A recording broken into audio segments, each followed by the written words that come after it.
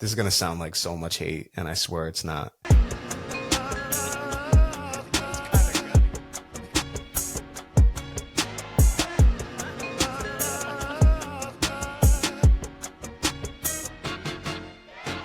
What's poppin'? Welcome back to the Warner Brothas Podcast. I'm Kyle, joined by my good friend Brandon Petty. Brandon, what's up? Shit, just living the dream. How you doing? Hey, man, I thought we were going to get two good games this weekend. Looks like we will only get one on Sunday with Game 7 because this Knicks-Celtics game was a waste of a Friday night. I thought it was a good game. I didn't necessarily expect the Celtics to win. I wanted them to win so we could get a Game 7, get some drama. I never would have guessed that they would be down close to 50 at one point. What was the final score, by the way? We've been in here since like mid-fourth quarter. Let me look. I got an update from ESPN on it. It was 119-81. So a 38-point victory. Celtics went outside. Went outside. We were prepared to come in here, talk about this game, dissect this game, then maybe jump to Game 7. It was very clear by 4 minutes in from halftime. It was very clear that there was going to be nothing to talk about. So we actually I've concocted some questions, some general NBA playoff questions, some offseason questions for Brandon. Then we'll probably, do you want to tell me, do you want to start with Game 7 or do you want to end with Game 7? How do you want to do this? What do you think? I was thinking maybe end with Game 7. End with Game 7. Okay, we can do that. Yeah. It's been a couple weeks since you've been on. Any thoughts before we get into the questions, or you want to jump right in? Music or sports, can be football related, anything you want to get off your chest. I really think mainly the playoffs. It's been surprising, with Cleveland going down, with the Pacers winning in 5, with the Stephen Curry injury for the Warriors, and the Warriors just weren't competitive against the Wolves. I feel like it's been a far from scratch kind of series versus how kind of looking at it how March Madness was, where a word I'm looking for is chalk, where it's just you can pencil in the 1 or 2 seeds here or there. I don't think very many people probably had Indiana in the Eastern Conference Finals, nonetheless beating Cleveland in 5 games. And then Knicks on top of that. Yeah. I also don't think very many people probably had the Timberwolves making the Western Conference Finals, and they beat the Lakers in 5 games. And we were all kind of high on the Lakers. That was also surprising, especially with how Minnesota looked during the season. They were a very up and down team. Had their highs, they had their lows. I think it's been pretty entertaining. It's been very, very entertaining. I think you'll get. We're shaping up to get 4 teams that, maybe besides OKC, I don't think anybody really, or if they did, it wasn't too many people having Minnesota, Indiana, and then the Knicks, there, because a lot of people with the Knicks, granted the unfortunately, Jason Tatum's injury, but a lot of people had the Knicks, repeating, as NBA champions, and a lot of people too, Celtics.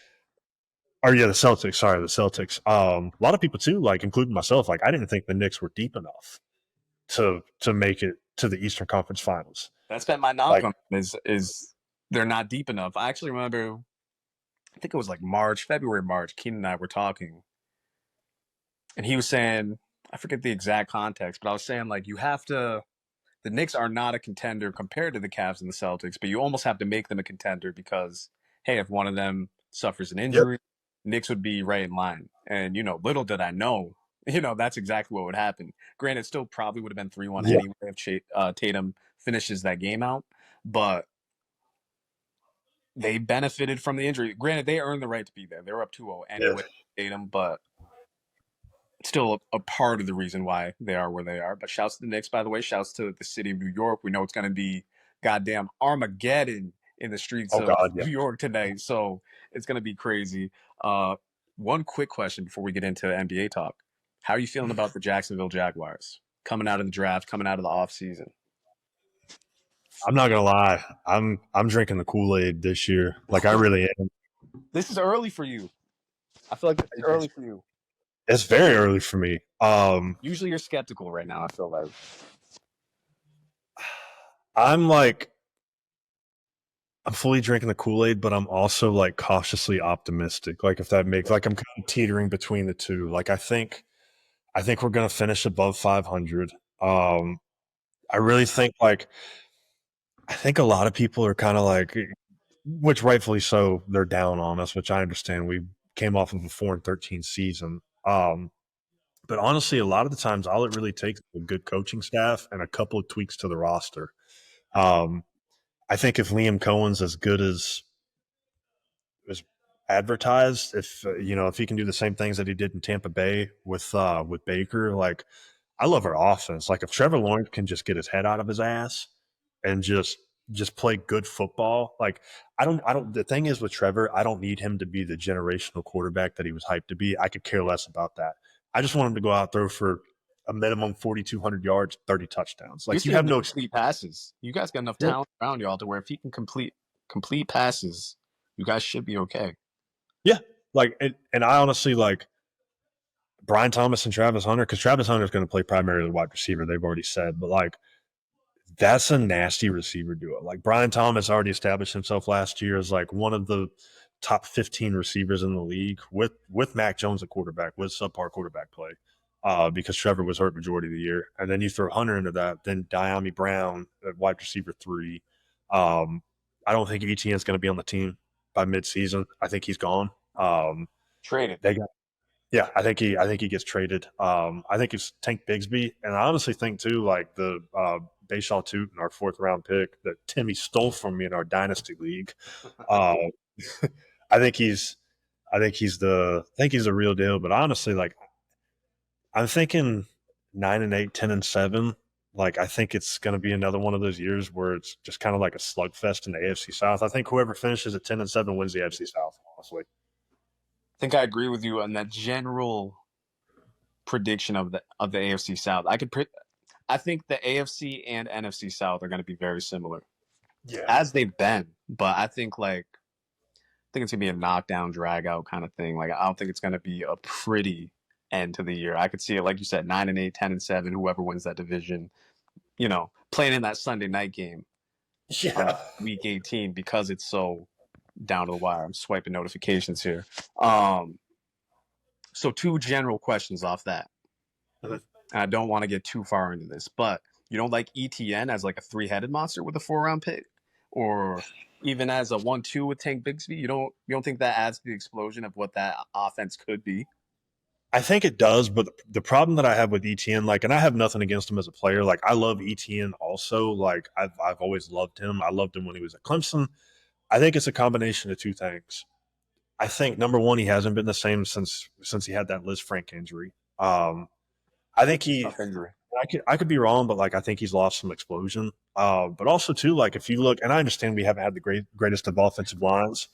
How I look at it is that every single year in the league, his yards per carry has dropped down. I think he's been 3.9 and 3.7 the past 2 years. Tank Bigsby was at 4.6 last year.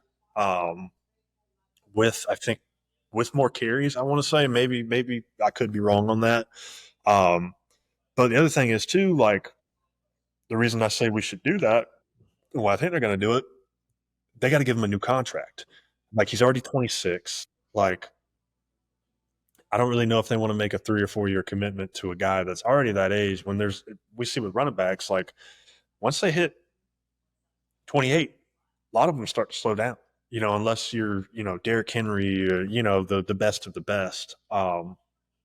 So I honestly, I say just roll with the young guys. Like if you can get a 5th-round pick for him, I'd be happy with it. Like if he finishes the year out in Jacksonville and he's actually a productive player and he's actually good, then like, hey, I'm fine with giving him a 2-year deal. Like I will gladly eat my words on that and I will be happy about it. But I just think that I think he could be the odd man out. But like I could also see a world where like he's actually the best running back in the room. But I think I think with a new coaching staff and new GM and stuff, like there's obviously no ties to him, so it wouldn't shock me. And a lot of people here too think the same thing, like just like friends of mine and stuff like that. Like a lot of us really do think that ETN's gone. Like some people think training camp he'll get kind of moved. Yeah, cut, moved. I don't think they do that. Like I said, I think come the trade deadline, I think a running back needy team could probably make a move for him, and I think we'll gladly give him away. It seems like he's not like a go and get it type like he's not a receiving back, but it seems like there's room for him in like a screen sort of game, like screen plays for him. You know what I mean? Because he can be explosive, but like you said, Liz Frank, that's a tough injury to come back from in most sports, honestly. So I mean, it makes sense when you say his explosion's gone or his explosion's taking a dip. My second question would be Trevor Lawrence. Do you see in this Liam Cohen offense? Do you see more design runs for him? I think so, because like Baker used his legs. Like he didn't use his legs a whole lot last year, but like we saw a couple of Baker Mayfield rushing touchdowns. We saw some design runs for Baker, like on QB draws. Like Rappy. Yeah, like I think Trevor's a little more athletic than Baker. Like Baker's a good athlete, but I think Trevor's a little more athletic. Like I wouldn't be surprised if Trevor Lawrence had a 300-yard rushing season.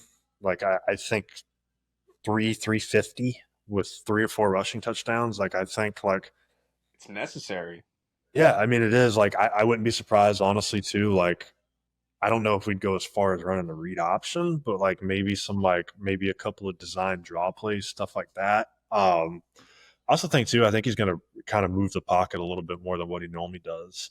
Yes. I think that's good with a good coaching staff, like because Doug Peterson's offense was old and outdated, and like I think with a new younger mind, yeah, like with a new younger mind, like presumably a better offensive line, because we're going to have 2 or 3 new starters. Like I would expect him to use his legs this year. I really would. Like I think I'm expecting 4,500 plus all-purpose yards.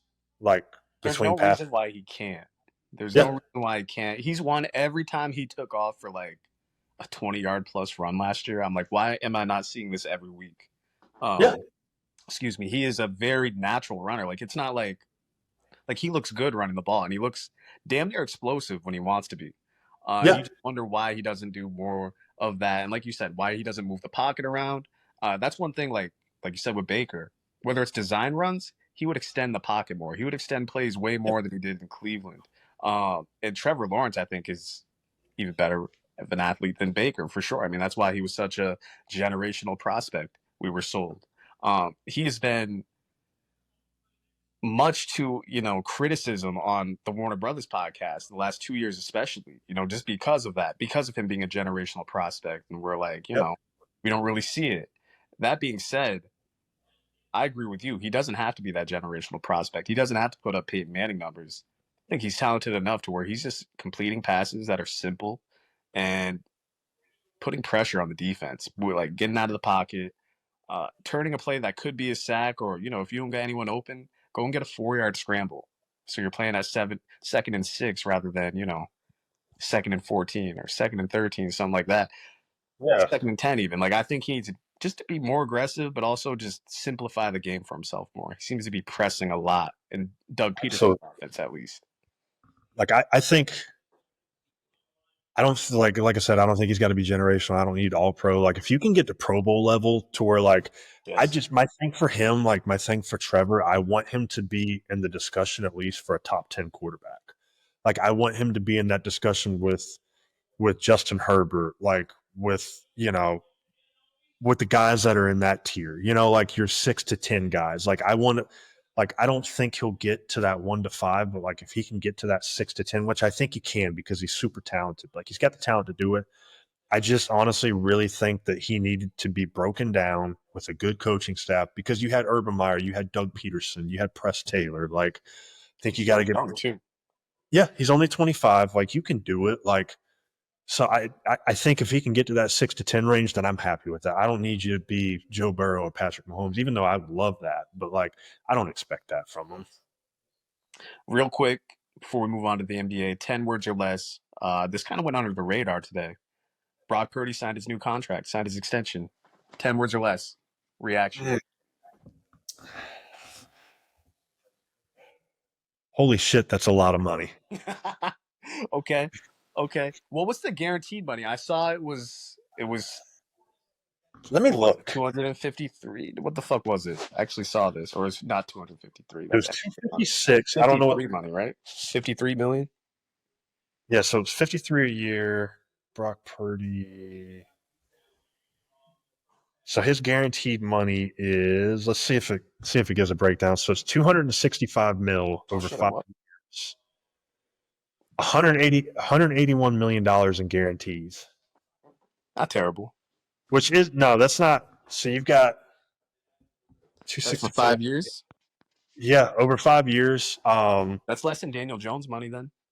Yeah, and you still got 80 something million dollars worth of non-guaranteed money on the deal. So like that, I don't hate that. Like, but I thought the figure was a lot. Like just to see 265, like I was like, holy shit, because like when they were talking about the contract extension, like they made it seem like John Lynch, the Niners GM, didn't want to pay him top of the market money, which per the annual value that puts him near Trevor, near Joe Burrow. Like he's not the highest paid, but like he's among the highest paid now. Like I saw that and I was like I thought it would have came in closer to, which I understand you have to pay your quarterbacks now.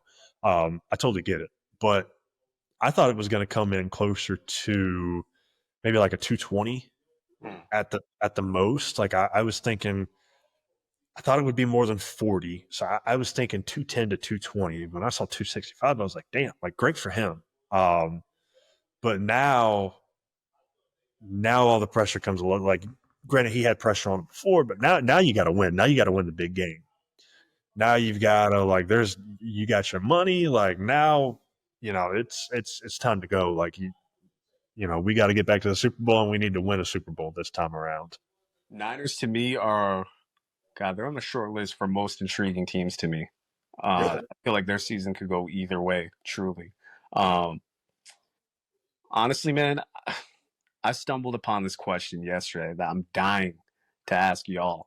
I want to ask you this right now. It's NFL related, but like if I did, we might as well scrap the NBA segment. It's such a good question. Maybe I'll even ask you once we get off from this podcast, and then maybe we can throw it at Keenan and Tim. But if I asked it right now, we wouldn't even get to the NBA. But it's a genius question. I stumbled upon it on Instagram yesterday. Oh shit! Okay. It has to do with coaches. I might throw it out there after this podcast. But let's move on to the NBA. Get back to the playoffs. We'll do this rapid fire style. I got a music question at the end, but we'll start here. Simple question: what player has impressed you the most this postseason? What player stuck out to you the most? Oh man, it's hard to pick one because there's definitely been a couple. I'll give you two. Anthony Edwards, which like it's Anthony, it's Ant, but like he's been great. And honestly too, like Tyrese Halliburton, like I understand he statistically like he hasn't, he's not putting up 20 points a game or whatever, but like he's been really good. Like Tyrese Halliburton, especially the game to close out the series, what did he have? 33 points, I think double-digit assists, like 5-6 rebounds on good shooting splits. He impressed me. Like I've been like, damn, like Tyrese Halliburton, like I think could be a number one guy on a championship contender, like on a championship contending team. Like I think he's that good. Like, and I think there's untapped potential there. Like, and even too, like Pascal Siakam. Like Siakam also is. We forget about Siakam, bro. Yeah. We forget about him. We forget that he's already got a ring. Like I found myself thinking about that when I'm watching these Pacers games. I'm like, this guy's already a made man. Like, played a key role on that Raptors team. Played a good postseason. Like that whole year's been good. In 2019 it was, and he's been good since then. Like he hasn't really had any down years, and we kind of just do not talk about him. I say we in general as basketball fans. Like he's not brought up in the convo for like top 25 player, top 30 player when he's in these games consistently. I mean, Indiana was in the conference finals last year, but we find ourselves talking about Halliburton more so than Pascal. Follow-up question, because you did say he could be the number one on a championship team. Do you think that year's this year? Do you think they could find themselves in the finals? Do you think they could find themselves in a situation where they could win this year's finals?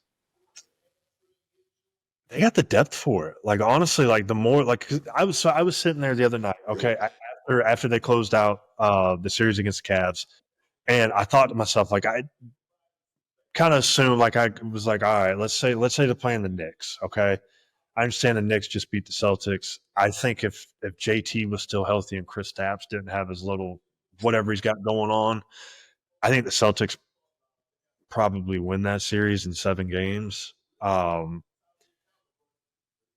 really do. But like I'm out. You're telling me you think, let's say the Celtics lose that game where they lose JT, but JT remains healthy. You think they still come back from 3-1? I think the Celtics come back in that series. Now, if they have JT without the injury and they figure out whatever the hell's going on with Kristaps, like even then, like if you're getting Kristaps at 75%, like I still like I think Boston could have done it. Like I think that like I really do like because I think Jason Tatum would have just went Superman and kind of just put the team on his back. Like He had one of his best games, the game he went out. yeah, like honestly, that was an incredible Tatum game. And like like I said, I really do like I will die on that hill. Like I think Boston would have won that series in 7 games because I think eventually with a team like the Knicks, you're eventually going to run out of gas playing your starters, 40 minutes a game. And then too, like when you're playing a 7-man rotation, which going back to the Pacers, that's what I was thinking about. Like I was looking, they have a very good 8-man rotation. Like you've got Halliburton, They got a 8-man rotation, damn near. Yeah, damn near actually. Andrew Nembhard, which is another player who's been on another level. Siakam, Miles Turner, Obi Toppin, TJ McConnell. What's the small forward that used to play for the Celtics? Nesmith, Aaron Nesmith, Ben Mathurin. Like they got a squad. Like they've got some depth. Dogs. They're dogs. They're about it. Like I wouldn't be surprised. Like as good as the Knicks have looked, like I think Indiana just has more. Like I wouldn't be surprised if Indiana won that game in 7 or won that series in 7 games. Like I could definitely see in a world where Indiana's in the finals. Now depends on who they get, but I mean it's crazy to think. Like I think they have a slight chance to win the finals. Like it depends on who they play, like I said. But I think if everything clicks, like I think they do. Like It's hard not to say they looked like one of the better teams. Like granted, you had the Dame injury, but I mean they made quick work of both teams, and especially Cleveland. Cleveland was banged up, but they were healthy enough to push that series to 6. I mean that series. Let's be real. That series still should have been a 6-7 game series if you're Cleveland. Sure. And Indiana got him out of here and blew him out. Like like the Knicks did at the Celtics tonight. They had a game like that against Cleveland, and I just can't believe. I said the other night when I was recording reaction to Game 5, or it might have even been yesterday's show. Either way, I've never seen an offense as relentless as Indiana. Like they just are constantly putting the pressure. And Halliburton's point, because I've kind of shit on Halliburton, especially last postseason, because I thought he just did not play up to the bubble level when he was really seemed like he was a top 10 player coming out of the bubble. He seems to get better when the lights are the brightest. Like he does not shy away from that moment at all. Again, compared to last postseason where it kind of seemed like he would have no problem standing 35 feet from the basket. Like that's not the case this postseason. Like he wants the ball in the clutch. And I would say more often than not, 8 times out of 10, he's coming through in the clutch or making the right play, whether it's a pass or a bucket. He's making the right play, and you expect him to make the right play. Like when he's shooting that shot at the end of the game, or 90 seconds left, 30 seconds left, 60 seconds left, you expect the ball to go in. You expect him to make the right play. So honestly, I think he's got to be their Jalen Brunson. Like I don't think he's got to I think he's got to be Jalen Brunson light. Like if he does that, I think Halliburton could drop 25 a game. Like I really do. Like I think if he really wanted to, I just don't think he does. Like I think if he came into a series, especially against the Knicks, and he just says, you know what, fuck it, I'm just going to do it myself. Like, granted, I know you got all this around you, but like, if you just tell you, hey, I'm going to go out and get mine, like, I think that unlocks the gear because, like, when Hallie has those nights where he throws up 25, 30 a game, like, it is very hard to beat the Pacers with everything they have surrounding him, too, because they all just fit well together. Especially if he's doing that, then that's a tough out. Like, I don't really care who you're playing in a 7-game series. Like, that's going to be a tough series. Like, and you better bring your A game because they're physical too. Like, especially with Turner and Siakam, like they're gonna get physical with you, and they're gonna play good defense too. So yeah, I think they have a chance. We'll get your pick later in the podcast. I'll bring that one back up. We'll circle back. My player for this question, it's probably been Aaron Gordon. I think he's gone up a level. He almost, to me, he is what Draymond, especially in the Warriors' in their heyday, he is what Draymond was to Steph. I think Aaron Gordon is to Jokic. He is such a key player. I think he's gone up a level defensively, and then we see it with the spot up shooting. Like that's come out of nowhere. Like if that's going to be consistent in his game, I mean that's just going to unlock because he's still pretty young in his career. He's probably might be early 30s now, but I mean he's dead set in the prime of his career to where like he still probably has 3-4 years as like a major playoff dude. As I say this, he is doubtful for Sunday's game. We find out he's got a hamstring injury, which you could see that happen about 90 seconds left in last night's game. You see him kind of pull up lame. I think he's going after a loose ball, and you can kind of see him grabbing at it, but he didn't come out of the game. So I'm like, okay, maybe he's okay. We didn't hear anything about it, I think, up until halftime of this Knicks-Celtics game. Yeah. Like, oh, man, like we were talking before. I think, obviously, you can't lose Jokic, but Murray or Aaron Gordon, if you lose either one of them, I don't think you can really win against OKC. Maybe these other teams, but those are the two besides Jokic that you absolutely could not lose and then go into a Game 7 and expect to win. Westbrook, Michael Porter Jr., Christian Brown, especially Christian Brown, he's been like probably their third or fourth most consistent player this whole postseason. And even him, like you can get by with losing him for a Game 7. Aaron Gordon, I don't know. And I almost expect him to come back. Like, I think he might try to gut it out and play on Sunday. And I think it was OG we saw last year with a hamstring injury, try to gut it out. Same thing versus the Pacers. And he could not move. He absolutely could not move. And then obviously we know Steph couldn't go this series after he went out in Game 1. So I'm hoping he plays, but I'm highly skeptical. And I hope it does not, like, lead to another just, like, dud of it. Because I thought tonight was just going to be at minimum a good game. Like maybe the Celtics lose by 10, but it's a competitive game. We get some moments. No, we did not get that. So hopefully that does not put a damper on it. But I feel like Aaron Gordon is just going to be one of these dudes who will consistently be like Draymond Green. Like he's not the best player, but damn, he's probably your second most important player besides Jokic and Murray. Yeah, he facilitates, he shoots, he rebounds, he plays defense. Like I agree. That's a perfect comparison with Draymond. Like he's very vital to like what they do. Like, and honestly too, like if you look at it, like I feel like Jokic wasn't fully unlocked until Aaron Gordon got there. Like until they brought Aaron Gordon in. Like just in terms of like because that takes a little bit of attention off of Jokic. Like granted, he's still and Murray there too. But like just with how he facilitates, to have a big like that can facilitate like that, and honestly play pick and roll, like kind of do a little bit of everything. Like he's very. It's obviously Jokic, Jamal Murray, and then Aaron Gordon. But like you said, it's kind of like a 1A, 1B. It's like if you lose either one of those guys, then like it's not like your outlook is very bleak. Like if he doesn't go, you're probably putting. Maybe they're running with Westbrook in the starting lineup. If not, you're probably paying them. Like, but I doubt it.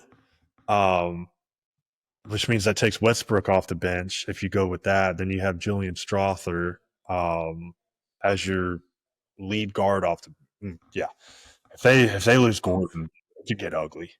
It really could. It really. I went from having. We'll talk about it. We'll get back to Game 7. Let's move along. Actually, so. Player you're most impressed with. Let's move on to the player you are most disappointed in this postseason.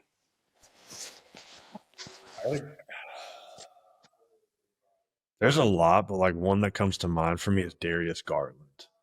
Ooh. Like, I was incredible. Yeah, Like the turf toe. like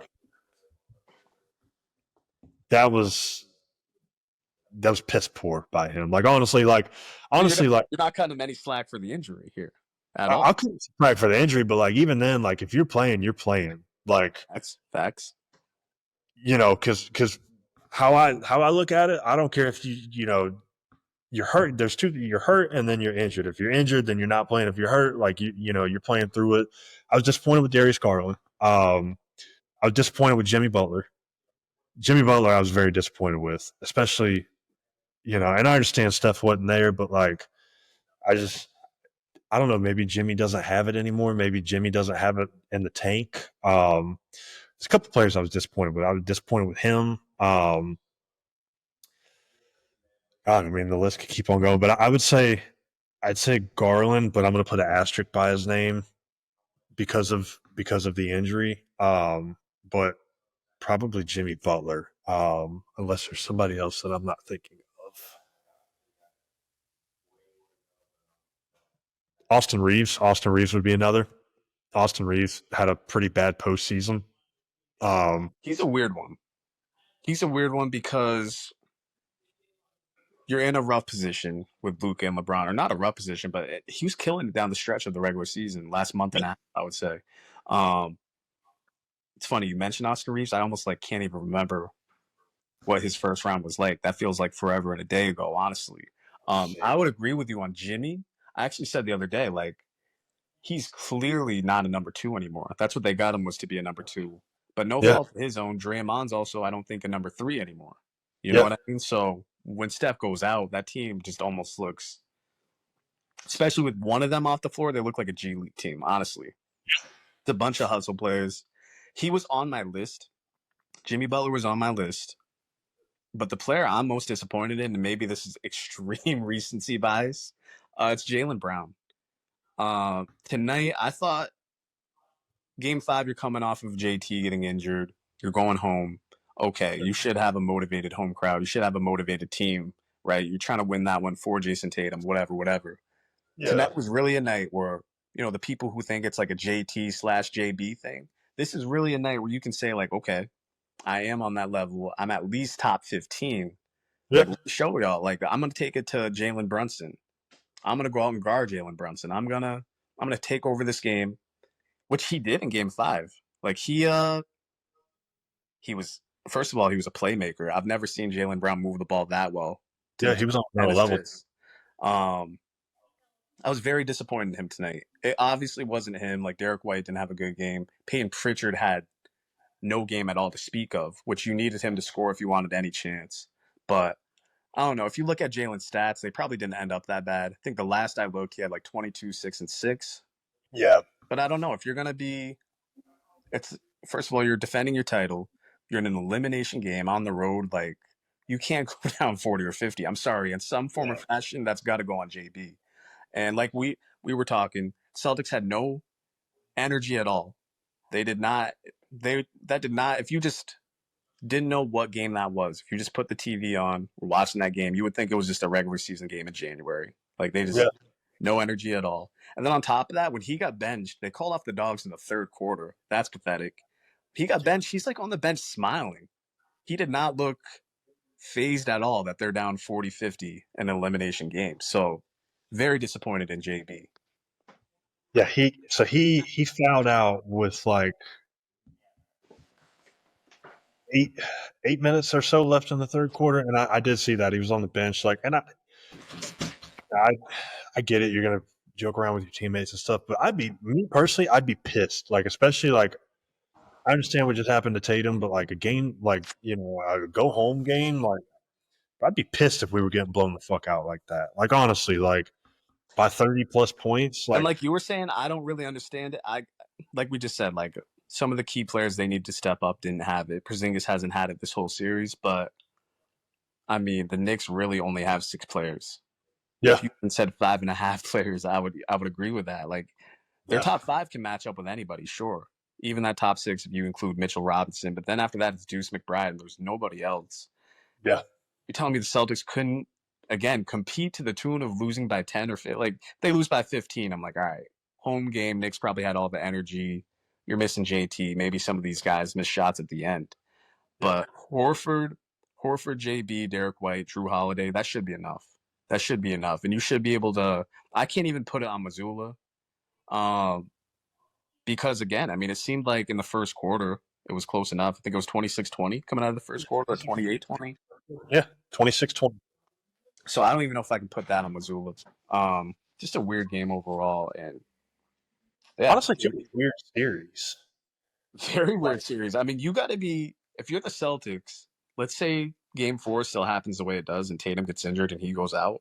If you take care of business in games 1 and 2, you should be okay. You still should win that series, excuse me.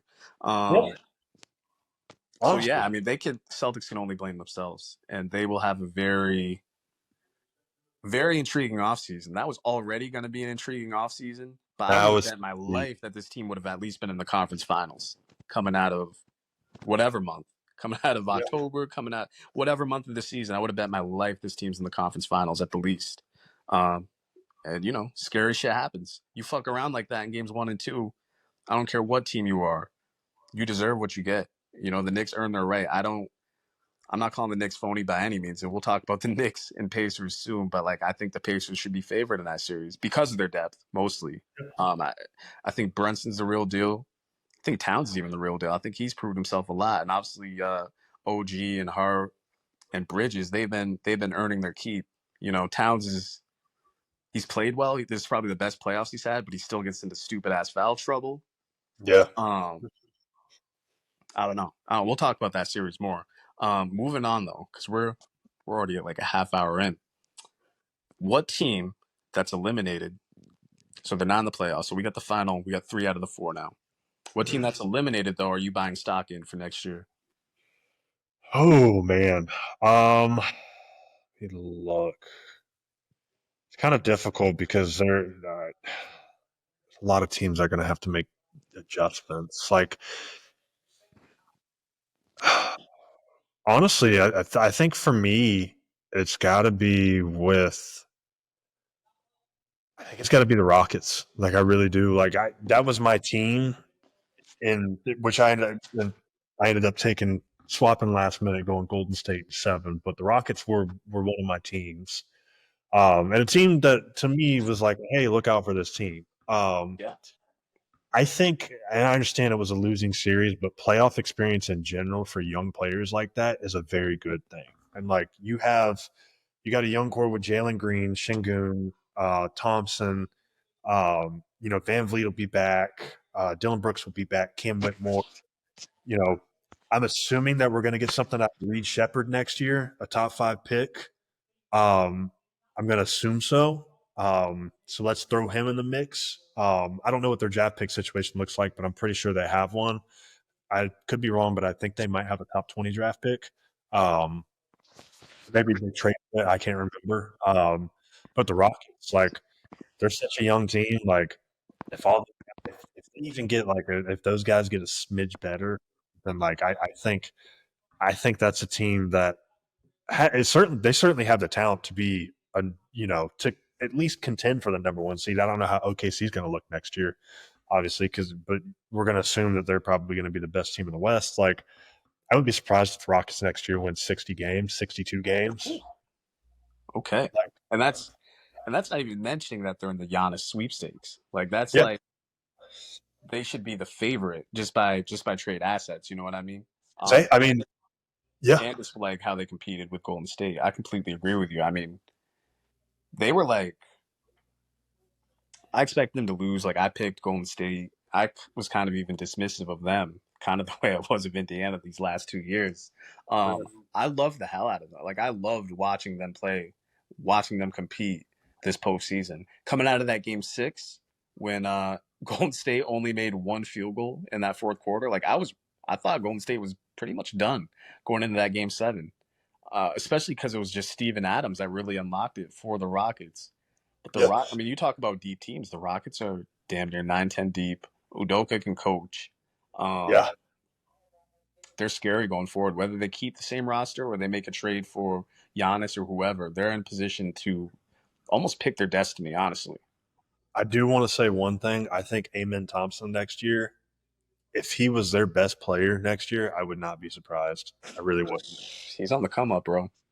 Like if you were to sit here and tell me right now that Amen Thompson just all around is the Rockets' best player next year, I'd be like, all right, like I could definitely see that. Like he's got so much talent. Like if you traded, because I saw that like Jabari Smith would be kind of like one of the headliners, which Jabari Smith is a really good player.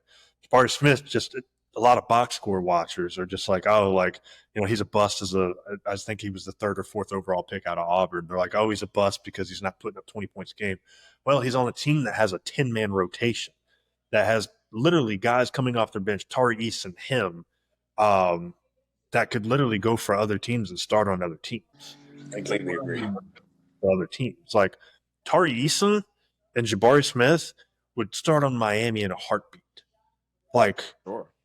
I'm sorry, but like I love Khalil Ware, but Bam would go right back to the 5, and then Smith or Tari would start at the 4. Like I'm sorry, but like if they do get Giannis, Jesus, look out. Yeah. Look out. Low key, real quick before we move on, I haven't even given my team yet, actually. But if Giannis were to go to the West and you have Tatum out for injury, the East, as far as star power, is pretty bleak next year. Granted, we don't know if anyone else gets traded or, the East gets some star power. But as constructed, if you just remove Giannis and Tatum, it's not much star power there. No, there's not. There's not at all. I'm kind of going to zag with my pick.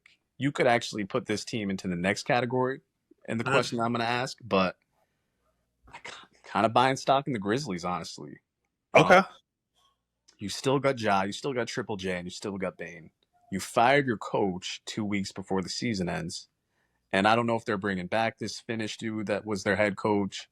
I don't know if they're going to go get, let's say they end up with Mike Malone. I would assume that Malone's going to go to the Spurs, given that he worked in that organization prior, and now that they have a free space with Popovich retiring.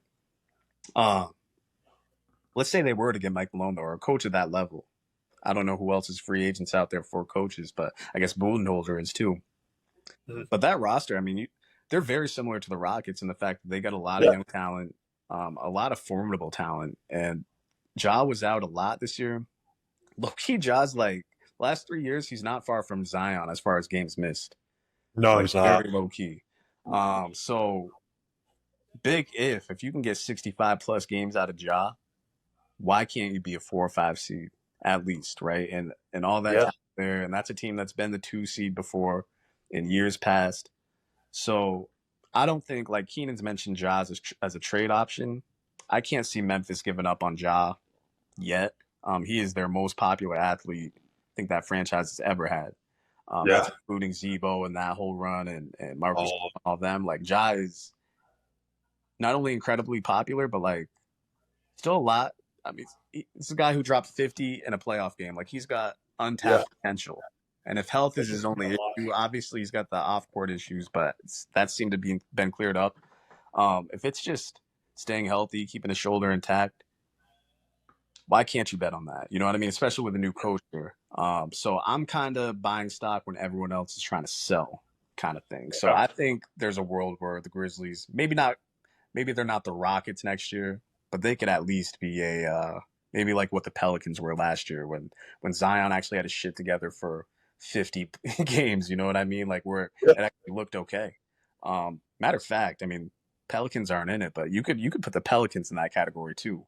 You get Zion healthy, you get another good year. I mean, they were deprived of health outside of Zion this year. McCollum missed some games. Obviously, DeJounte Murray missed games. He tore his Achilles.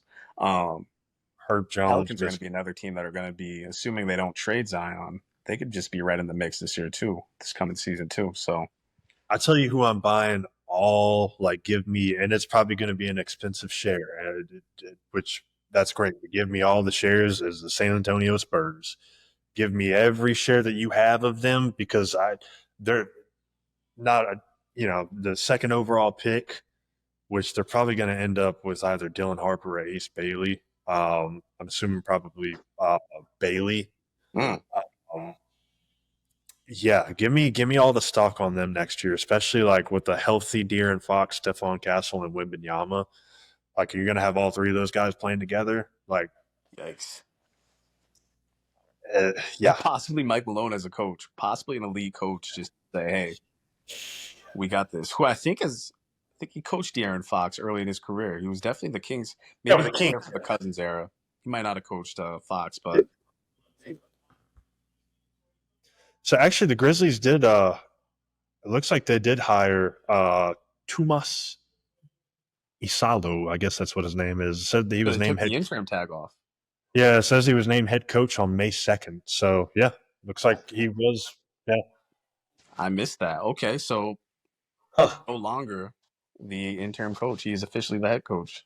I'm still going to roll with that as my pick, even though I don't really have many comments on him as a head coach.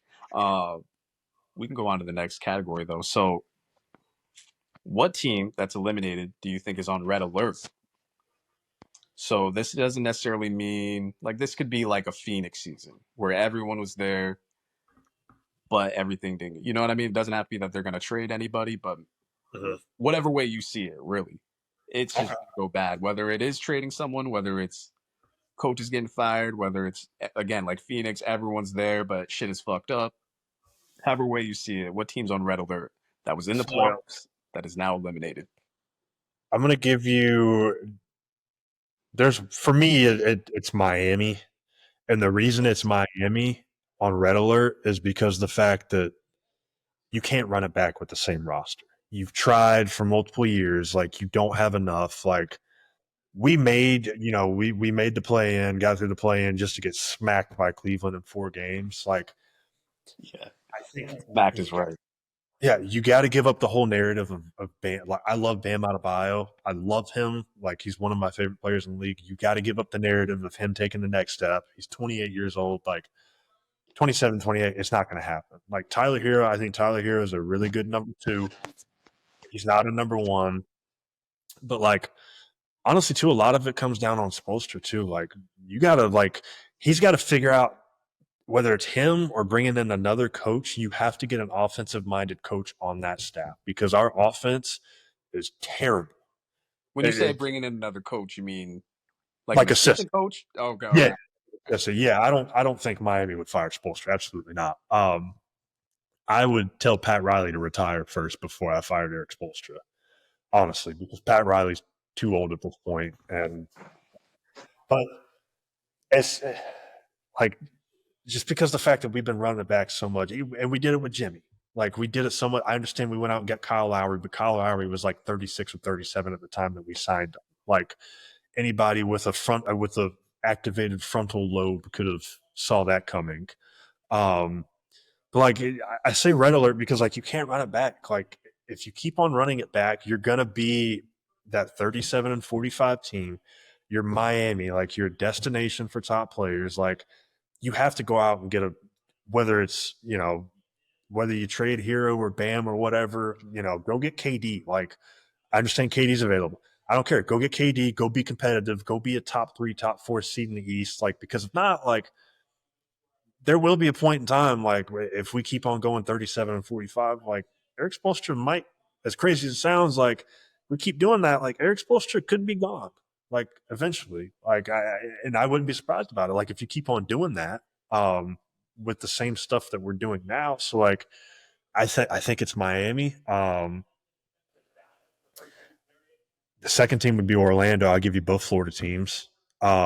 Orlando, like I think Orlando needs guard play in the worst way. Yeah. Like I think they have to figure out the Paulo and Franz kind of thing with 2 ISO players. There was a lot of times this season where they didn't necessarily fit well together. I think you have to. I think you got to kind of figure that out too. I think you could look into trading Franz. I don't think they will. I definitely don't think they will. But I think you could get a really good return for him. I agree. A really, really good return. Like you can Because I think if you put a true, imagine if Paulo had like Tyrese Halliburton or just someone of that caliber of guard with him, then I think that would unlock Paulo even more. So that's kind of like my 1A and 1B. Those are two teams that I think more so Miami. I think Miami has to make wholesale changes roster wise. I think I would honestly too go as far as saying, hey, blow it up. You need to figure out hey, is it going to be Bam long term? Is it going to be Tyler long term? Because Bam's got that big contract kicking in. Tyler needs a new deal here within a year or two. I think there's an argument to just blow it up and kind of start over, kind of rebuild for a year or two. You mentioned Pat Riley. He did say in his year-end press conference that the team is going to look different next year. He said the same players that are here this year are not going to be here next year. Couldn't really elaborate on that, obviously. But I found that stuck out to me. And people have said, as long as Pat Riley is in that job, you're not going to get a rebuild, essentially. Which, I mean, that's what we've seen. We've seen, if it's not a championship caliber team, we've seen a team like this that's vying for a play-in spot, but looks frisky in that play-in spot. So it's I can't imagine that they're going to blow it up. But they're a team like you're talking about them. They don't really have assets. They have intriguing assets like Khalil Ware, like Nikola Jovic. They're intriguing, but they're not fully formed. And Jaime, fully formed, but it's okay, what can you really get for them? If you package those three together, what are you actually bringing back, right? So I thought about putting Miami there. I actually had Orlando as a team next to the Grizzlies that I was going to buy stock in. I actually like the Paolo-Franz pairing. I agree with you, especially when you put Suggs into that duo, make that trio right there. I like that 3-man. I think you can build around that 3-man right there. But they do need a guard that can create. I think that'll make that team whole. Yeah. Maybe someone like Trae Young, but then you are giving up someone like Franz in that case. You have to give up Franz for that. But honestly, I wouldn't hate that. If they did, I wouldn't hate it. What's crazy though? The more we're talking about the East, the more I'm going back to you're going to have a whole year without Tatum. And most people think, and maybe we'll talk about this later, most people think Giannis is gone. I actually don't think that's a foregone conclusion like most people want it to be. I actually think it's more likely he stays with Milwaukee and then maybe gets traded at the deadline. We haven't really got real information there. But if that were to be the case, that Tatum and Giannis leave, and actually I'm going to answer my question now for most team or a team that's on red alert going into this offseason, the easy answer is the Bucks because they have no picks. Dame's gone. Dame's going to be gone. I mean, we talk about Tatum. Dame also will be gone until at least next year's playoffs. You got Doc Rivers, and if Giannis is gone, Doc's not going to be coaching there. So then you're starting over anew there. But they're actually not my answer. They are the easiest answer. I think they're the obvious answer, especially if Giannis does leave. But my answer is actually Golden State. I just don't know where they go from here. I don't know how you get more shot creation outside of Steph, outside of Jimmy Butler. In the case, like we saw in this series, if Steph goes down, what do you do? Because you can't rely on 37, 38-year-old Jimmy Butler. You clearly cannot rely on Draymond Green, even as a stabilizer, because he just wants to get kicked out every game. He just wants to wild out every game. So, what can you do? And I mentioned this in the other day when I recorded. I'm just so disappointed in how this front office has handled the post-Durant Warriors. They just have not done Steph any favors. And you can tell, okay, they won in 22, but even that roster wasn't great in 22. They kind of lucked out to get where they were, in my opinion. So they got that fourth ring, but you look at how, and I kind of, it gets annoying when LeBron puts everybody up on the trade block, and I'm sure we'll get more of that this summer. LeBron with some passive aggressiveness. But man, if Steph operated like that at all, or if Steph put some pressure on the front office, maybe they'd have some more players there. What I don't understand is how they seem to bring players in year and year out. They try to make moves for them. None of these guys can create shots. The best shot creator was this year with Jimmy Butler, and he can do it 1 out of every 4 nights because he is his age. You know what I mean? You could see him in that elimination game. He was not the most aggressive he could be. He did it in that game 3, but that's because that's probably the only night he could do it. You know what I mean? I think game 1 he had an okay game, but that's what you're getting out of a 37-year-old Jimmy Butler at this stage in his career. You're going to get it, maybe 2 out of 5 nights, or in a 7-game series. If it goes 7, you might get it 3 games or 2.5 games. So, yeah, I'm worried about them. Only because I want to see Steph close out his career well, and I think it's just going to be ho-hum. I think it's just going to be, it's kind of going to go out in a whimper, and it's sad to say. I think there's one way that they can kind of go all in for next year, and I hate because Keenan and I talked about it in the group chat the other night. I think the only way that they can upgrade that roster is sign and trade. You got to trade away Jonathan Kuminga. You got to. And honestly, too, like I think Podziemski too, like he's a good young player. Like he's probably got a fairly high trade value. Like I think you got to do something with those two guys. Like if you go out, I don't know what you could get for those two. I'm pretty sure you could get probably a good quality player for them. But I mean, you got to do something at some point because like the Podziemski, Moses Moody, those guys, like it's not working. Like especially with Curry and Jimmy and Draymond being the age that they are, you got to win now. Like, so I actually like that pick. That's actually a really good pick. All right, next question. What team that's eliminated has the most intriguing offseason?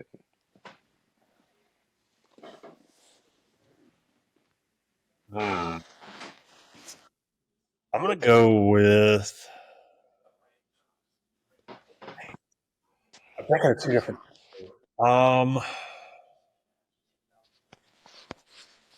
I was going to say the Lakers, but I feel like that's going to be the easy answer or one of the easier answers. I'm going to go with the Cavaliers. I like that answer. I like that answer. The reason being is obviously the number one team in the East. Like a lot of people pick you to go to the finals, and then I understand you had the whole injury bug, but I mean you get embarrassed by the Pacers. What do they do? Like it's obviously you need to make another move. I think that move is trading Darius Garland. I think it's getting Garland and getting somebody a little bit more reliable because Darius Garland isn't the most. I love Darius Garland as a player. I think it's that, and then as much as I love Jared Allen too, I think it's time to just let Evan Mobley kind of just do his thing down low. Like I think he just needs to be the guy.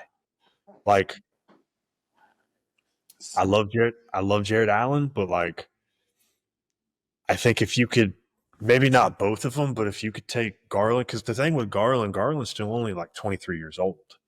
Like he's a young, good player. Like you could go get probably a good vet for him. Like I don't know who you would go after if you're Cleveland, but like, if you traded Garland and maybe got another, let's say you get a wing or something, or Garland and Isaac Okoro or something, because Isaac Okoro just isn't going to pan out in Cleveland. He's not a terrible player, but like for his draft capital, he's not probably what you were expecting. He is what he is at this point. Yeah, you kind of you get what you get, with him. I think they definitely have to retool, and I think Donovan Mitchell's kind of going to force them to kind of. I feel like he's going to force them to make a move because, like, I don't know if you saw, but like his post game comments. The elimination game, he was pissed. Like he was like, he was very profane, very pissed. And honestly, I hate it for him because like I love Donovan Mitchell. Like he's one of those players that I want to see win a ring. So I think Cleveland. I'm going to keep an eye on Cleveland because like I think there's moves to be made, and I'm very interested to see what kind of moves they do make. I'm jealous of that answer. That's the correct answer here because I completely agree with you. I went with the most ESPN answer possible. I said the Lakers and the Clippers. I picked both LA teams, and I'll elaborate on that in a sec. But I do want to answer Cleveland. I remember last offseason coming off the NBA Finals, actually. Keenan and I did a podcast, and we're talking about the NBA. And I said exactly what you said. Exactly what you said. Like, man, maybe, like, I wonder what Cleveland could get if they moved both Jared Allen and Darius Garland. Like, yeah. That alone, if you just package those two together and you said, what can we get for this? that should be an impact player that you get back, especially with Garland headlining that trade. Like, I feel like you could damn near get Giannis with that, honestly. I don't know if the contracts would align, but like, you should be able to get an all-star level player plus with that package.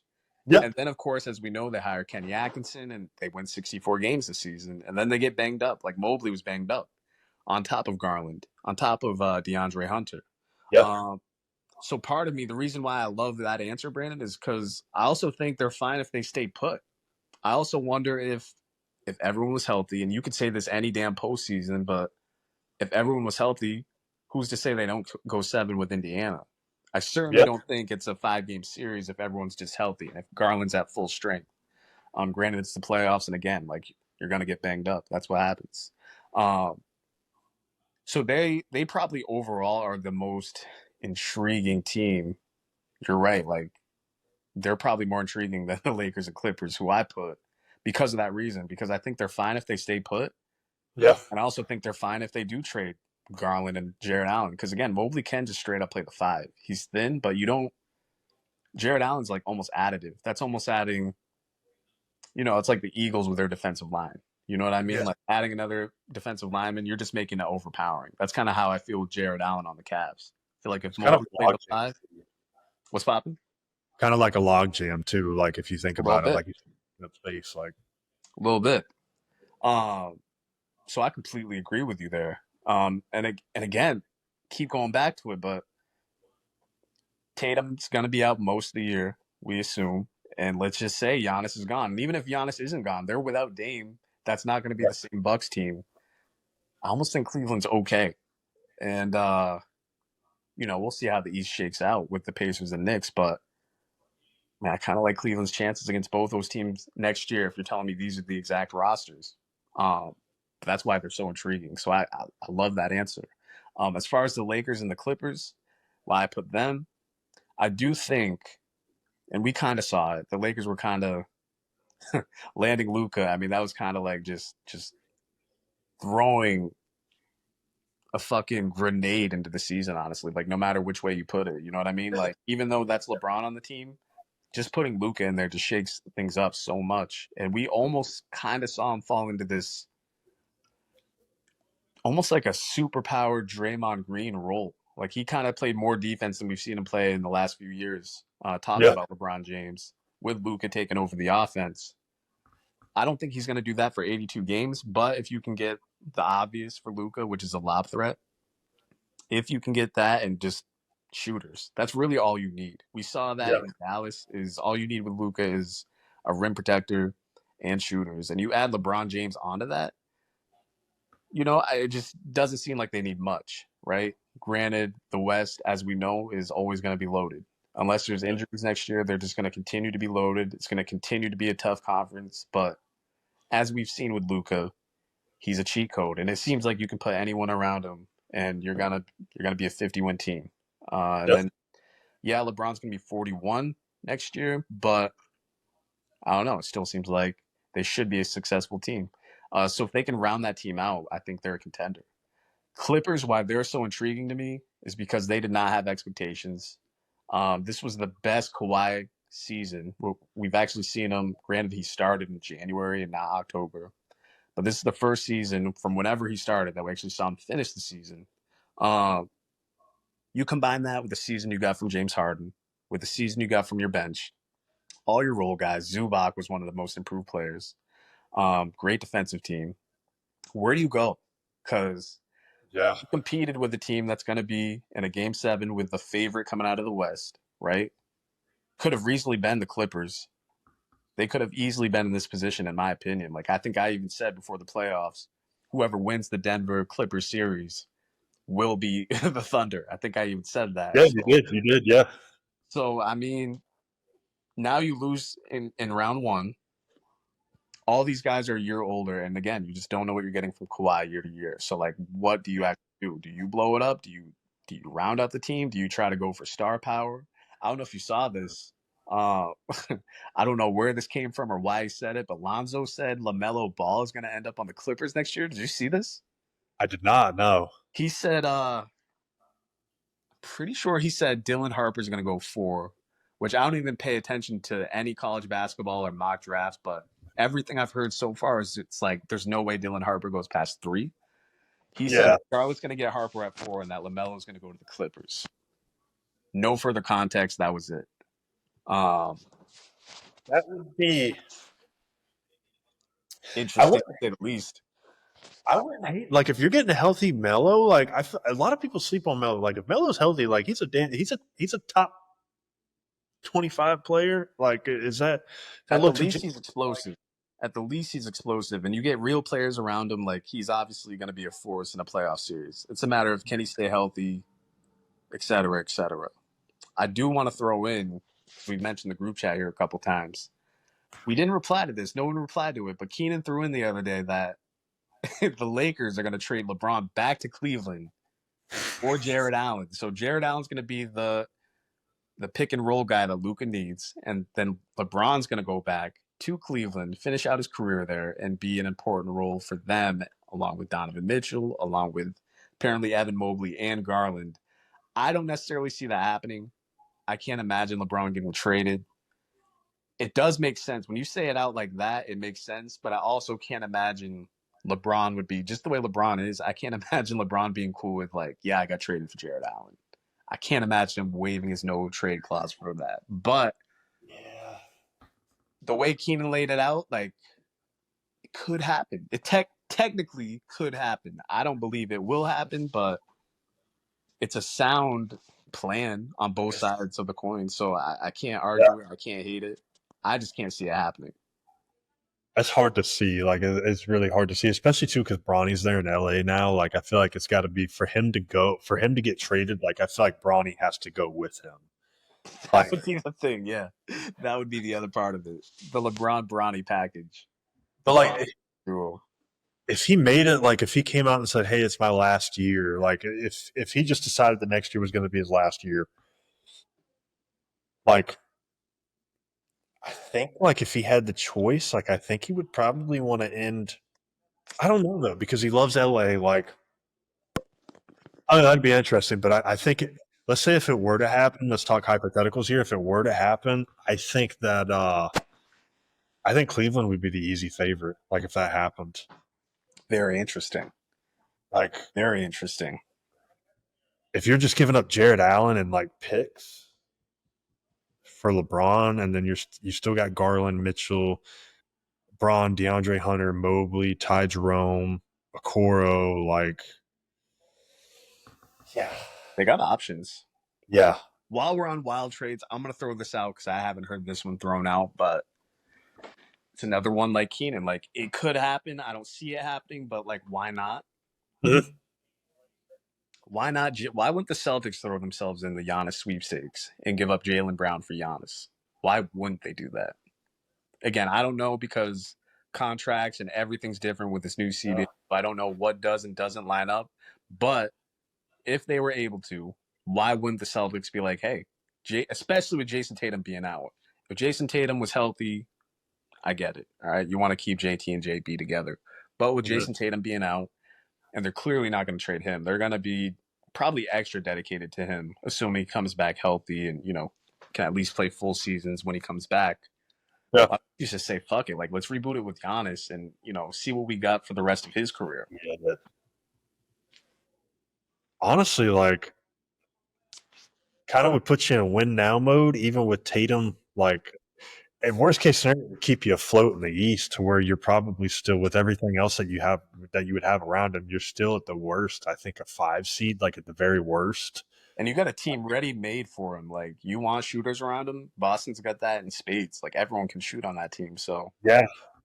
And honestly, like, I wouldn't, because the thing is, like, if you're trading for Giannis, like, there's probably, let's be honest, the amount of players that you wouldn't trade for Giannis is probably on one hand. Like, and that's like, I don't think you would trade Jokic for Giannis. Like, I don't know if OKC would trade SGA for Giannis. I don't know if LA would trade Luka for Giannis. Like I mean, because Giannis is a top 5 player. Like, Giannis, to me, Giannis is honestly probably a top 3 player. Like, I think it's probably Giannis, Jokic, and SGA. Like, Giannis, honestly, like after seeing how he played, and we knew he was going to play that way, but this was the first time in 2 seasons that we've seen him at full potential. Mhm. He cemented himself at number 2. Even though SGA can get more shots for you, I think what Giannis can do athletically and on both ends of the ball, and you just can't keep him from the rim. He cemented himself supremely at number 2. I think 3 and 4 is an argument with Luka and SGA now, especially now that Tatum's gone completely. I think that's an argument, Luka or SGA, but Giannis, man, his stat lines are ridiculous. Like, go through his, like, I think this season he was even at like 30 and 12 and goddamn 5 or 6 assists. Like, that's just ridiculous. And it's overshadowed because Jokic is such a just unreal player and unreal stat lines. While you're looking that up, Brandon, I'm going to go. We have 2 more basketball questions. Okay. Which role player from this postseason are you buying stock in? Like, which role player has stuck out to you the most? So similar to the first one where I just threw a player, but what role player are you like, all right, regardless of team, I can see him just making an impact wherever. Like, he's just a ready-made playoff guy. I'm thinking. I think this is where I'm going to go at. It's kind of an obscure one. Like it. He's not the flashiest player, and I feel like a lot of people sleep on him, or just maybe they're not familiar with him. And this is coming out of left field. I just want to give him his flowers because I think he's a great player. I'm going to go with Jaden McDaniels for the Minnesota Timberwolves.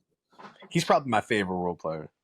Like, he is so good, but like I feel like with Ant and with Julius Randle there, like a lot of people just don't talk about him. Like, it was a toss up between him and Julius Randle in the first round of who their second best player was.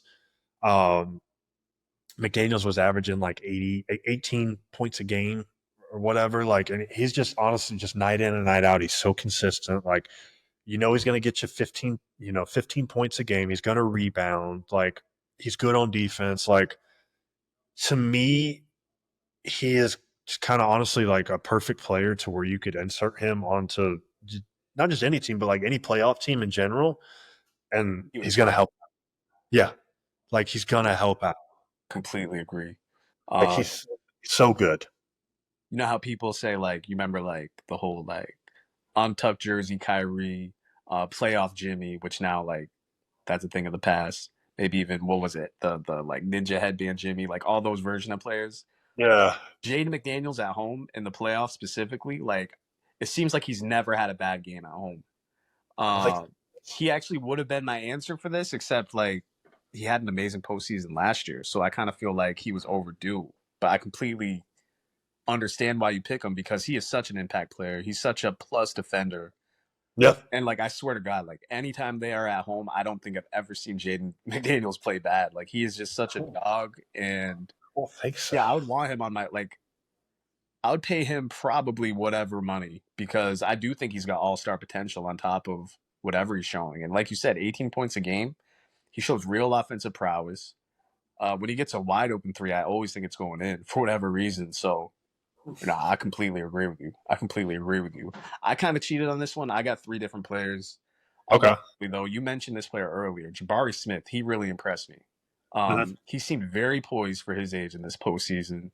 He's got a smooth jump shot. Like as a spot up guy at that height, like he's definitely got some like Chris Bosh potential to me. Maybe not like that career, but like just as far as a pick and pop guy who can defend on the perimeter as well as inside. Like I think Jabari Smith he'll be like what we're talking about with Jaden Daniels. He could be that for someone someday, where he's just an impact guy. He's making trouble for people on offense and defense in the postseason. I'm going to throw Buddy Hield in there as well, just because he had a terrible postseason last year. Last year was his first postseason.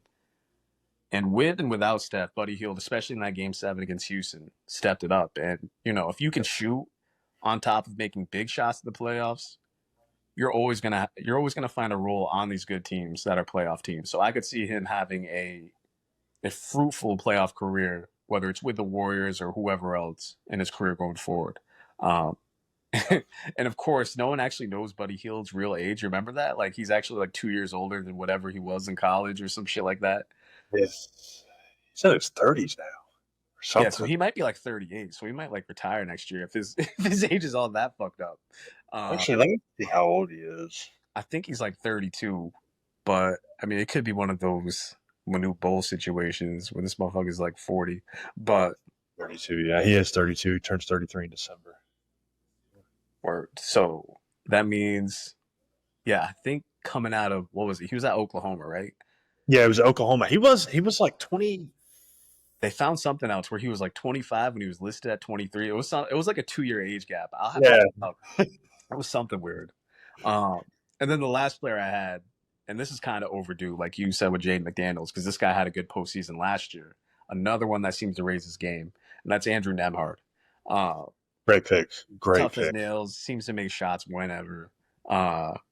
He's another one like Jaden McDaniels. I think the T-Wolves will take care of Jaden McDaniels whenever his contract is up. But Nemhard's one who I could see just getting like a ridiculous contract here in a couple of years, whether it's with Indy or somewhere else. And just, it could be a bad thing because his regular season doesn't really match his postseason. Yeah. Excuse me. But in the postseason, he's another one like Jaden McDaniels that just seems to completely raise his game. Yeah. So those would be my three. I like the Nemhard pick because Nemhard, actually, a lot of people don't know this. Nemhard spent 2 years at UF before he went to Gonzaga. Played at UF for 2 years, transferred to Gonzaga. So I love any former Gator. I don't care if you transferred out where you went to. I love to see him win. So once a Gator, always a Gator. Yeah, exactly. Got you. All right, last category. This is pretty broad. This is pretty generalized. I'm putting money on. So this could be anything that happens from Sunday on, from Game 7 on. Just, it could be a situation. It could be this team's winning the championship. It could be literally anything. It could be just a single game, single moment. But I'm putting my money on this. This is what's going to happen from Sunday would be May 18th until whatever the last day of the NBA postseason is. Whatever Game 7 lands on. You're putting your money on this. I'm actually going to go with Sunday. I'm going to put my money on SGA dropping 40 plus in a Game 7. I think OKC at home too. 40 plus at home at the crib. That's a hell of a prediction. I'm actually going with Game 7 too. Mine's way more general. I was just gonna say, I mean, that's crazy. That's you're putting a stamp on that. 40 plus Game 7. Put a stamp on that. Yep. Goddamn. So mine was actually just, I'm gonna put money on that one way or another, especially with Aaron Gordon's status in doubt. I think one way or another, Russell Westbrook will be the reason that the Nuggets or Thunder win or lose. One way or another, we are going to be saying, look, if me, you, and Keenan come on here after Game 7 and we're just discussing what happened in Game 7, Russell Westbrook will be involved. He will be involved one way or another, and I think he'll be in the first 3 sentences we say. We will be talking about whether it's SGA and Jokic. That next guy we're talking about is going to be Westbrook. Unless it's a 40-point blowout, unless it's exactly how tonight's game went and how Clippers-Nuggets Game 7 went. If it's close, I think win or lose, good or bad, we will be talking about Russell Westbrook. That's crazy. Excuse me, it might be. It very well might be. Increasing the chances if Aaron Gordon's out. Like, we're going to get a whole lot of Westbrook on Sunday if that's the case. So I'm going to move on from that to this. So if you got SGA scoring 40 plus, do you got the Thunder winning, or what do you got? I think the Thunder win. I really do. Like, I love the Nuggets. Like, the Nuggets have honestly surprised me. Like, I also think though, like, if you would have told me like, hey, they could take the series to 7 games, like I could have probably saw a world where it happened, but like I don't necessarily know if I would have believed you at that point in time if you would have told me that. But I think with it being at home, like honestly, like I and not just SGA, like I think Jalen Williams is due too. Like we've had that conversation before. Like, I think Jalen Williams is the number 2. Like, I think he can be a number 2 on a championship team, and like he hasn't been shooting the ball great. And I really like Had a rough game 6. yeah, very very rough game 6. I think he shot like 3 of 16, 3 of 14, something like that. He's had a couple stinkers. Had a great game 3 though. He was their best player. I think it was game 3 where he was their best player. Dropped 30 plus. He did, and like he's got to show up. Like I think like for me, like it's kind of one of those things where I feel like the stars are kind of going to align. Like especially with it being at home. Like I just think that like especially like game 7, like win or go home. Like I think SGA is just going to show up and ball out. Like I wouldn't go as far fetched, but like something like that. Like if he came out and dropped close to 50, like if he dropped 50, like not saying he will, not saying that I think he's going to, but like I said, like I would be surprised if he ends up with like 41, 42 and they win by, depending on Aaron Gordon, like if Aaron Gordon doesn't play and Shea drops 41 or 42, like I think OKC probably wins by 20 plus. If Gordon does play, then I think it's probably closer to 10 because I think Gordon's that good of a player. Do you think decisive win either way for OKC? I think so, especially at home. Like I really do, like, especially with how this past game went. I think OKC, like, I think it's going to light a fire under them. And I think, like, hey, like, a lot of these guys are going to realize, hey, it's game 7. Like, we got to give it our all. And I really think OKC is going to throw everything they have at Denver. If Denver won, like, I wouldn't hate to see Denver win. Like, I think it would be cool if Denver won too. I really don't have a preference. I just like my gut feeling is that it's just going to be a big SGA game and that OKC moves on. Yeah, so what surprised me is I think it was game 3 where Denver won, but Jokic played pretty terrible. And then game 4, Jokic didn't play that well either. And what stuck out to me in those games was he was kind of slow. Like he looked like he was worn down. What surprised me was in games 5 and 6, and especially in game 6, what surprised me was how he looked like he had spring in his step. And actually everyone on Denver the other day looked like they had spring in their step. And last night. So that gives me confidence in him specifically for game 7, for Jokic specifically. Let's say Aaron Gordon does not play. The only way I can see Denver winning is if Jokic, and I kind of mentioned this earlier in the series, I think Jokic would have to do what LeBron did in 2015 when they lost Kyrie and Kevin Love, and they would have to like bleed the clock down to like 2 seconds every time they got an offensive possession, right? Yeah. And obviously hope to score. So you'd have to have a hyper efficient offense on top of bleeding the clock. And then what are you going to do on the other end? You got to get consistent stops. And that's supremely tougher without probably your best all-around defender in Aaron Gordon. So without Aaron Gordon, can the Nuggets win? Sure. Like, especially like they got the experience piece. The Thunder, like their young guys could just have a bad game. Like you just said with J-Dub, like he's had some stinkers in the series. And you could argue Chet's due for a stinker because he's had such good games, right? He hasn't really gotten into terrible foul trouble the way I thought he would with Jokic, having to guard Jokic. That being said, man, like if Aaron Gordon's out, you're asking a lot of a banged up Michael Porter Jr. to, do a lot on both ends for you. And like we said, Russell Westbrook. So it would be a lot of Porter Jr., Christian Brown, Peyton Watson, and then Westbrook all picking up the slack for Aaron Gordon, which they could. Yeah. Like it could happen. I'd have more confidence in that if Michael Porter Jr. was healthy. He is not, and he has not played well on the road. Again, I think Aaron Gordon's going to end up giving it a go, but it might not even matter. So I originally picked Nuggets in 7 for the series. If Aaron Gordon can't go, or even if he can, it's just a bum Aaron Gordon with a bum hamstring, I should say. I can't feel good about their chances, especially when the Thunder are historically good defense. Like they can just scare that defense. So if it was at Denver, I would probably go with Denver. Like I think the home court advantage just matters so much.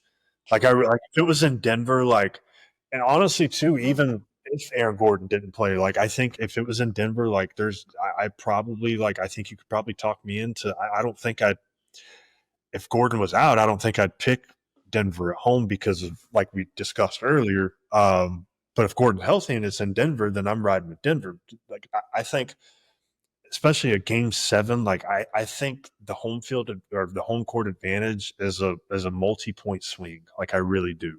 Sure. I said I just think it's going to be. I don't see a world where Gordon plays. Like I really don't with a hamstring. Like those are so tricky. Like you can feel Really good, are. and then the next day you're just like, oh man, I can't. Let me do some brief research that I have not done because I actually haven't looked anything up to do with Aaron Gordon. Let's see. Let's see what the Twitter streets say. Status is in doubt. We know that.